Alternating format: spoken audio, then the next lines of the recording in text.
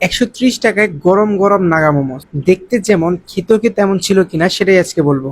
আজকে এসেছি বেইলি রোডের ভিকারুননিসা স্কুলের সামনে। আর এখানে অনেকগুলা ফুড কার্ট থাকে, বিকাল থেকে শুরু করে রাতের ১১টা ১২টা পর্যন্ত এই ফুড কার্ট গুলা অ্যাভেলেবেল থাকে। আজকে যে দোকানটা থেকে মোমোস খাচ্ছি সেই দোকানটার নাম হচ্ছে মোমো টাউন।